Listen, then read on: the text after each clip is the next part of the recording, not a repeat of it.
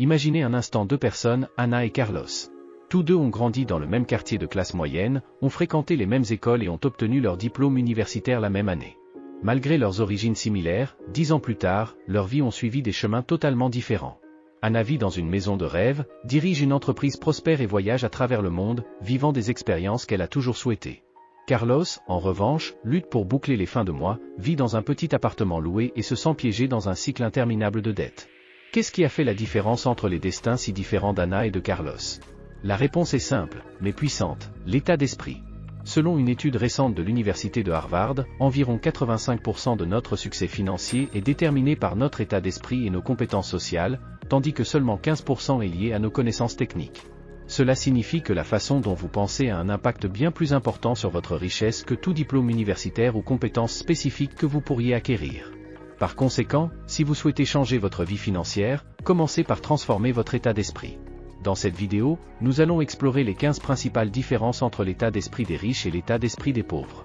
De plus, nous vous fournirons des outils pratiques et puissants que vous pourrez commencer à appliquer dès aujourd'hui pour révolutionner votre état d'esprit financier et, par conséquent, votre vie.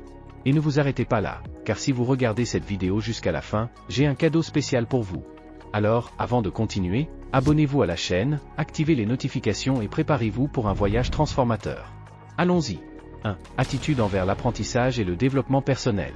Mentalité de pauvre. Pour de nombreuses personnes qui ont une mentalité de pauvreté, l'apprentissage s'arrête dès que l'éducation formelle est terminée. Carlos, notre exemple précédent, croit qu'il a déjà payé ses dettes en obtenant son diplôme universitaire. Il pense que sa seule obligation maintenant est de travailler, de recevoir son salaire et de profiter de son temps libre. Pour lui, rechercher plus de connaissances est un fardeau, une perte de temps qui pourrait être utilisée pour se reposer ou se divertir. Selon le Bureau of Labor Statistics des États-Unis, environ 33% des adultes à faible revenu ne lisent pas un seul livre au cours de l'année. Cette résistance à l'apprentissage continue limite sévèrement leurs opportunités de croissance et de succès financier. Mentalité de riche. En revanche, les personnes avec une mentalité de richesse voient l'apprentissage comme un investissement en elles-mêmes. Anna, par exemple, consacre 1 heure de son temps chaque jour à lire des livres sur les affaires, les finances ou le développement personnel. Elle participe régulièrement à des séminaires, des ateliers et des cours en ligne pour rester à jour dans son domaine d'activité. Warren Buffett, l'un des investisseurs les plus prospères au monde, est connu pour consacrer 80% de sa journée à la lecture et à la réflexion. Comme il l'a dit lui-même, les connaissances s'accumulent comme les intérêts composés. Action pratique. Pourquoi ne pas commencer votre propre plan d'études sur la richesse? Choisissez un livre sur les finances ou le développement personnel et engagez-vous à lire 20 pages par jour. En seulement 2 semaines, vous aurez terminé un livre entier. De plus, abonnez-vous à des podcasts financiers et profitez de vos trajets pour les écouter. Rappelez-vous, chaque nouvelle connaissance que vous acquérez est comme une graine plantée pour votre succès financier futur. À la fin de cette vidéo, je vous donnerai un conseil précieux pour commencer ce plan d'études avec des ressources gratuites. 2. Perception de l'argent et de sa fonction. Mentalité de pauvre. De nombreuses personnes ayant une mentalité de pauvreté considèrent l'argent comme une ressource rare, difficile à obtenir et qui ne sert qu'à survivre. Carlos, par exemple, voit son salaire comme quelque chose qui doit être dépensé immédiatement pour couvrir les besoins de base et quelques luxes occasionnels. Son slogan est « L'argent part aussi vite qu'il arrive ». Cette vision se reflète dans des statistiques alarmantes. Selon la Réserve fédérale des États-Unis, environ 40% des Américains ne pourraient pas couvrir une urgence de $400 sans recourir à des prêts ou des dettes. Cela démontre un manque de planification et une vision à court terme de l'argent. Mentalité de riche. En revanche, les personnes avec une mentalité de richesse voient l'argent comme un outil pour créer plus de valeur et d'opportunités. Anna, par exemple, ne pense pas seulement à dépenser l'argent qu'elle gagne, mais à comment elle peut le faire travailler pour elle. Elle comprend que l'argent peut générer plus d'argent grâce à des investissements intelligents. Robert Kiyosaki, auteur du best-seller « Père riche, Père pauvre », résume cette mentalité en affirmant que les pauvres et la classe moyenne travaillent pour de l'argent, les riches font travailler l'argent pour eux. Action pratique. Commencez dès aujourd'hui à changer votre perspective sur l'argent. Au lieu de voir votre prochain chèque de paie uniquement comme un moyen de payer les factures, demandez-vous, comment puis-je utiliser une partie de cet argent pour en générer plus à l'avenir? Mettez de côté, même si c'est un petit pourcentage, de 5 à 10% de votre salaire pour des investissements ou pour lancer une activité parallèle. Rappelez-vous, il ne s'agit pas de combien vous gagnez, mais de comment vous utilisez ce que vous avez. 3. Attitude envers le risque et l'incertitude. Mentalité de pauvre. Les personnes avec une mentalité de pauvreté ont généralement peur du risque et de l'incertitude. Carlos, par exemple, préfère garder son emploi actuel, même s'il ne l'aime pas, parce que cela lui procure un sentiment de sécurité. L'idée de lancer une entreprise ou de faire un investissement important lui semble effrayante. Cette aversion pour le risque est confirmée par des données. Une étude de l'Université de Californie a révélé que les personnes à faible revenu sont 47% moins susceptibles de prendre des risques financiers que celles ayant des revenus plus élevés. Mentalité de riche, en revanche, les personnes avec une mentalité de richesse voient le risque comme une partie nécessaire de la croissance et du succès. Anna comprend que tout investissement implique un risque, mais aussi une opportunité. Elle ne craint pas l'échec, mais le voit comme une leçon précieuse. Mark Zuckerberg, fondateur de Facebook, a déclaré « Le plus grand risque est de ne prendre aucun risque ». Dans un monde qui évolue très rapidement, la seule stratégie qui garantit l'échec est de ne prendre aucun risque. Action pratique, familiarisez-vous avec le concept de risque calculé. Identifiez un petit investissement ou un projet parallèle qui vous intéresse. Faites des recherches approfondies à son sujet, calculez les résultats possibles, à la fois positifs et négatifs, et faites le premier pas. Rappelez-vous, il ne s'agit pas d'être imprudent, mais d'être prêt à sortir de votre zone de confort pour un bénéfice potentiel plus important. 4. Concentration sur les solutions plutôt que sur les problèmes. Mentalité de pauvre, ceux qui ont une mentalité de pauvreté ont tendance à se concentrer sur les problèmes et les obstacles. Carlos, lorsqu'il est confronté à un défi financier, a l'habitude de se plaindre et de chercher des excuses. L'économie est mauvaise, je n'ai jamais de chance, sont des phrases courantes dans son vocabulaire. Cette mentalité se reflète dans de nombreux aspects de la vie et constitue un obstacle majeur au succès financier. Une étude de l'université de Strathclyde a révélé que les personnes qui se concentrent sur les problèmes ont 30% moins de chances d'atteindre leurs objectifs financiers. Mentalité de riche, les personnes avec une mentalité de richesse, en revanche, se concentrent sur les solutions. Lorsqu'Anna est confrontée à un obstacle, sa première question est « Comment puis-je résoudre cela ?» Elle voit les problèmes comme des opportunités d'innover et de grandir. Elon Musk, connu pour relever des défis apparemment impossibles, a déclaré « Je crois qu'il est possible pour des gens ordinaires de choisir d'être extraordinaires ». Cette concentration sur les solutions l'a conduit à révolutionner plusieurs industries, comme l'automobile et l'aérospatiale. Action pratique, la prochaine fois que vous êtes confronté à un problème financier, au lieu de vous plaindre, prenez un papier et écrivez 5 solutions possibles. Peu importe si certaines semblent irréalistes au début, cet exercice entraînera votre esprit à chercher des opportunités plutôt que des obstacles. Rappelez-vous, tout problème a une solution. Votre tâche est de la trouver. 5 habitudes d'épargne et d'investissement. Mentalité de pauvre, les personnes avec une mentalité de pauvreté vivent généralement de chèque en chèque, dépensant tout ce qu'elles gagnent. Carlos, par exemple, considère qu'épargner est impossible car il ne parvient guère à couvrir ses dépenses mensuelles. Lorsqu'il reçoit une augmentation ou un peu d'argent supplémentaire, il le dépense immédiatement en luxe ou en divertissement. Cette mentalité est dangereuse et se reflète dans des statistiques inquiétantes. Selon un rapport de GoBankingRat, 69% des Américains ont moins de $1000 d'économie. Cela les rend vulnérables aux urgences financières et incapables de profiter des opportunités d'investissement. Mentalité de riche, les personnes avec une mentalité de richesse, en revanche, donnent la priorité à l'épargne et à l'investissement. Anna, par exemple, vit en dessous de ses moyens et met automatiquement de côté 20% de son revenu pour l'épargne et les investissements avant de dépenser pour autre chose. Warren Buffett, l'un des investisseurs les plus renommés au monde, résume cette mentalité de manière claire, n'économisez pas ce qui reste après avoir dépensé, dépensez ce qui reste après avoir économisé. Action pratique, commencez par le défi du 1%. Cette semaine, économisez 1% de vos revenus. La semaine prochaine, augmentez à 2%. Continuez d'augmenter progressivement jusqu'à atteindre un niveau d'épargne confortable, idéalement 20% ou plus. Utilisez l'automatisation pour vous aider, configurez des transferts automatiques de votre compte courant vers un compte d'épargne le jour où vous recevez votre paie. Rappelez-vous, l'habitude d'économiser est plus importante que le montant initial. 6. Attitude envers le temps. Mentalité de pauvre, ceux qui ont une mentalité de pauvreté voient souvent le temps comme quelque chose à passer ou à tuer. Carlos, par exemple, passe des heures chaque jour à regarder la télévision ou à naviguer sans but sur les réseaux sociaux. Il voit le temps libre comme une opportunité pour l'oisiveté improductive. Selon une étude de Nielsen, l'Américain moyen regarde plus de 4 heures de télévision par jour, ce qui équivaut à plus de 2 mois par an passés devant un écran. Mentalité de riche, les personnes avec une mentalité de richesse, en revanche, considèrent le temps comme leur actif le plus précieux. Anna planifie soigneusement sa journée, s'assurant que chaque heure contribue à ses objectifs à long terme. Même son temps de loisir est conçu pour être productif, que ce soit en lisant, en apprenant une nouvelle compétence ou en établissant des contacts qui peuvent contribuer à son développement personnel ou professionnel. Comme l'a dit Jim Rohn, entrepreneur et auteur de motivation, le temps est plus précieux que l'argent. Vous pouvez obtenir plus d'argent, mais vous ne pouvez pas obtenir plus de temps.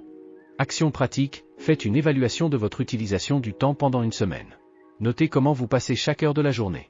À la fin de la semaine, évaluez combien de temps vous avez consacré à des activités qui vous rapprochent de vos objectifs financiers et combien de temps vous avez perdu en activités improductives. Identifiez au moins 2 heures par jour que vous pouvez rediriger vers des activités productives, telles que l'apprentissage, la planification financière ou le développement de compétences. Rappelez-vous, le temps est votre ressource la plus précieuse. Investissez-le judicieusement. 7. Réseau de contacts et relations. Mentalité de pauvre, les personnes ayant une mentalité de pauvreté ont tendance à se limiter à leur cercle immédiat. Carlos, par exemple, socialise principalement avec ses collègues de travail et ses amis d'enfance. Il voit le réseautage comme quelque chose de faux ou d'intimidant, et cette limitation dans les connexions peut avoir un impact significatif sur sa vie. Une étude de LinkedIn a révélé que 85% des emplois sont obtenus grâce au réseautage. En limitant leur réseau de contacts, les personnes avec une mentalité de pauvreté se ferment à d'innombrables opportunités qui pourraient changer leur vie. Mentalité de riche, les personnes avec une mentalité de richesse comprennent le pouvoir des connexions. Anna cherche constamment à élargir son réseau, en participant à des événements de l'industrie, en rejoignant des groupes professionnels et en recherchant des mentors qui peuvent offrir des conseils et de nouvelles opportunités. Elle voit chaque nouvelle connexion comme une opportunité potentielle ou une source de connaissances. Comme l'a dit Porter Gall, auteure et entrepreneuse, votre réseau est votre valeur nette. Action pratique, dépassez-vous pour élargir votre réseau de contacts. Proposez-vous de rencontrer une nouvelle personne pertinente pour vos objectifs financiers chaque semaine. Cela peut se faire via LinkedIn, des événements locaux, ou même en demandant des présentations à vos contacts actuels. Rappelez-vous, chaque nouvelle connexion est une porte potentielle vers de nouvelles opportunités. 8. Attitude envers l'éducation financière. Mentalité de pauvre, de nombreuses personnes ayant une mentalité de pauvreté considèrent que l'éducation financière est ennuyeuse ou trop compliquée. Carlos, par exemple, évite de lire sur les investissements ou la planification financière parce qu'il pense que ce n'est pas pour lui. Il se contente des connaissances financières de base qu'il a acquises à l'école, et ce manque d'intérêt pour l'éducation financière a des conséquences graves. Une étude de la FINRA a révélé que seulement 34% des Américains peuvent répondre correctement à 4 des 5 questions de base sur les finances personnelles. Mentalité de riche, en revanche, les personnes avec une mentalité de richesse considèrent l'éducation financière comme un investissement crucial. Anna consacre régulièrement du temps à apprendre différentes stratégies d'investissement, la planification fiscale et les tendances économiques. Elle comprend que plus elle en sait sur l'argent, mieux elle peut le faire travailler pour elle. Benjamin Franklin a parfaitement résumé cette mentalité. Investir dans la connaissance rapporte les meilleurs intérêts. Action pratique, commencez dès aujourd'hui votre parcours d'éducation financière. Choisissez un concept financier que vous avez toujours voulu comprendre, comme les intérêts composés, les fonds indiciels ou la diversification, et consacrez 30 minutes à faire des recherches à ce sujet. Utilisez des ressources gratuites en ligne, telles que des vidéos sur YouTube, des podcasts ou des articles de blog spécialisés. Faites-en une habitude hebdomadaire, et avec le temps, vous deviendrez plus confiant et compétent dans la gestion de vos finances. 9. Perspectives sur le travail et les revenus. Mentalité de pauvre, les personnes ayant une mentalité de pauvreté voient souvent le travail comme une nécessité désagréable et leur salaire comme leur seule source de revenus. Carlos, par exemple, compte les jours jusqu'au week-end et considère son travail uniquement comme un moyen de payer les factures. Cette mentalité limite sévèrement les opportunités de croissance financière. Selon une étude de Bankrate, seulement 27% des Américains ont une source de revenus supplémentaires en dehors de leur emploi principal. Mentalité de riche, en revanche, les personnes ayant une mentalité de richesse considèrent le travail comme une opportunité de créer de la valeur et cherchent constamment à diversifier leurs sources de revenus. Anna, par exemple, ne se contente pas de se distinguer dans son travail principal, mais elle a également développé plusieurs sources de revenus passifs grâce à des investissements et des activités parallèles. Tony Robbins, un coach renommé en vie et finances, affirme « La clé de la richesse n'est pas d'avoir une seule source de revenus, mais de multiples sources de revenus ». Action pratique, identifiez une compétence que vous possédez et que vous pouvez monétiser en dehors de votre emploi principal. Cela peut être quelque chose d'aussi simple que d'enseigner une langue en ligne, de créer du contenu numérique ou d'offrir des services de conseil dans votre domaine d'expertise. Consacrez 5 heures par semaine à développer cette source de revenus supplémentaires. Rappelez-vous, chaque nouvelle source de revenus vous rapproche un peu plus de la liberté financière. 10. Attitude envers les dettes. Mentalité de pauvre, de nombreuses personnes ayant une mentalité de pauvreté considèrent les dettes comme un outil pour obtenir ce qu'elles veulent maintenant, sans penser aux conséquences à long terme. Carlos, par exemple, utilise régulièrement sa carte de crédit pour des achats impulsifs et considère normal d'avoir des dettes. Cette mentalité est alarmante. Selon la Réserve fédérale, la dette moyenne des ménages américains est de plus de 145 000 $, y compris les hypothèques, les prêts étudiants et les cartes de crédit. Mentalité de riche, en revanche, les personnes avec une mentalité de richesse comprennent la différence entre les bonnes dettes, qui génèrent des revenus ou augmentent de valeur, et les mauvaises dettes, qui diminuent de valeur. Anna, par exemple, évite les dettes de consommation et n'utilise l'endettement que pour des investissements qui peuvent générer des rendements supérieurs au coût de la dette. Dave Ramsey, un expert en finances personnelles, explique, les dettes sont un outil, comme un scalpel. Dans les mains d'un chirurgien, elles peuvent sauver une vie. Dans les mains d'un meurtrier, elles peuvent la prendre. Action pratique, faites un inventaire de toutes vos dettes. Classez-les en bonnes, hypothèque d'une propriété d'investissement, prêt pour une entreprise rentable et mauvaise, carte de crédit et prêt à la consommation. Élaborez un plan pour éliminer toutes les mauvaises dettes le plus rapidement possible, en commençant par celles au taux d'intérêt le plus élevé. En même temps, informez-vous sur la manière d'utiliser intelligemment l'endettement pour les futurs investissements. 11 mentalités d'abondance contre mentalité de rareté. Mentalité de pauvre, les personnes ayant une mentalité de pauvreté opèrent généralement à partir d'une perspective de rareté. Carlos, par exemple, croit que pour qu'il gagne, quelqu'un doit perdre. Il voit les opportunités comme limitées et craint que d'autres ne prennent le peu qu'il a. Cette mentalité de rareté peut être paralysante et empêche la croissance. Une étude publiée dans le Journal of Personality and Social Psychology a révélé que les personnes avec une mentalité de rareté ont 35% moins de chances de prendre des risques calculés qui pourraient améliorer leur situation financière. Mentalité de riche, en revanche, les personnes avec une mentalité de richesse opèrent à partir d'une perspective d'abondance. Anna croit qu'il y a suffisamment d'opportunités pour tout le monde et que le succès des autres ne diminue pas ses propres chances de succès. Cette mentalité la pousse à collaborer davantage, à partager ses connaissances et à rechercher des situations de bénéfice mutuel. Stephen Covey, auteur des « Cette habitude des gens très efficaces », a écrit « La mentalité d'abondance découle d'un profond sentiment interne de valeur et de sécurité personnelle. C'est le paradigme selon lequel il y en a assez pour tout le monde. » Action pratique, pratiquez la gratitude quotidiennement. Chaque matin, écrivez 3 choses pour lesquelles vous êtes reconnaissant dans votre vie financière, même si elles sont minimes.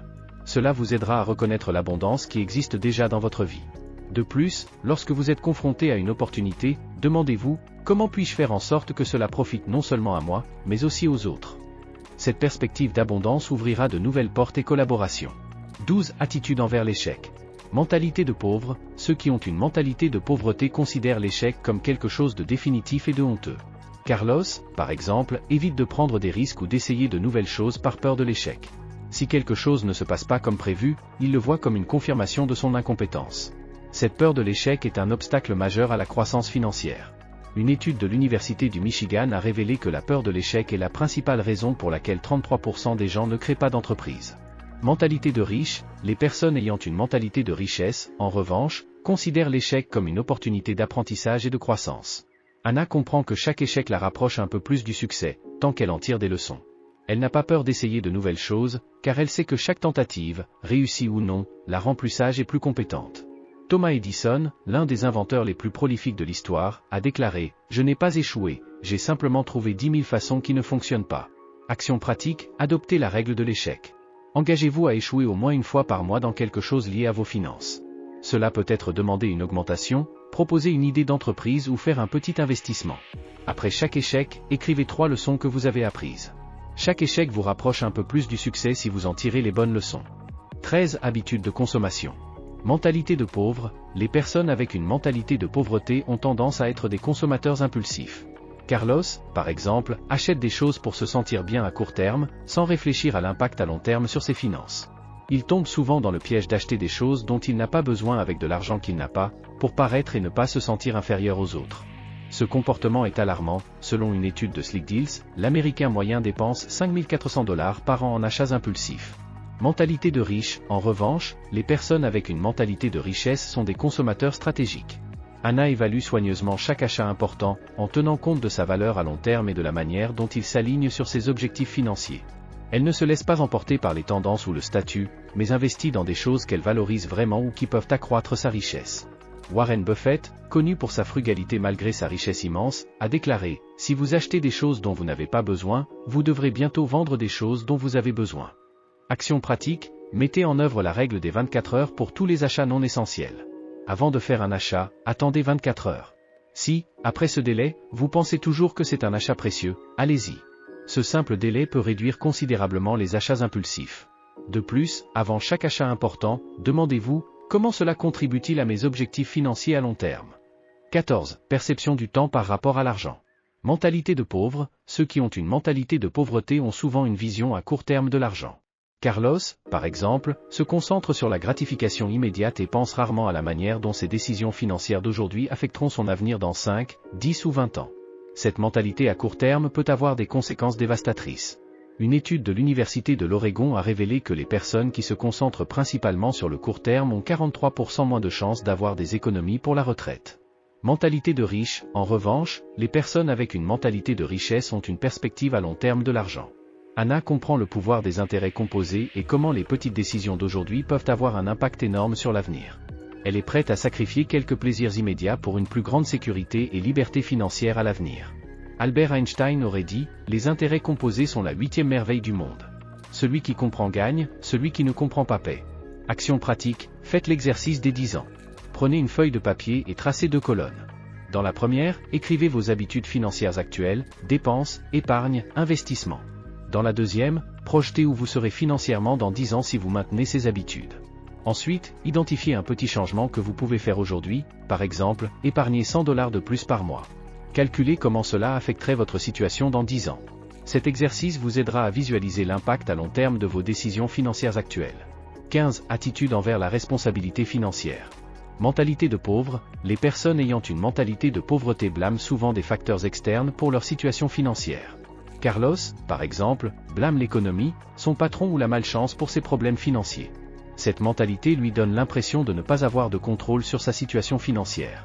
Ce manque de responsabilité personnelle est plus courant qu'on ne le pense. Une étude de la Fondation nationale pour l'éducation financière a révélé que 63% des adultes attribuent leurs problèmes financiers à des facteurs hors de leur contrôle.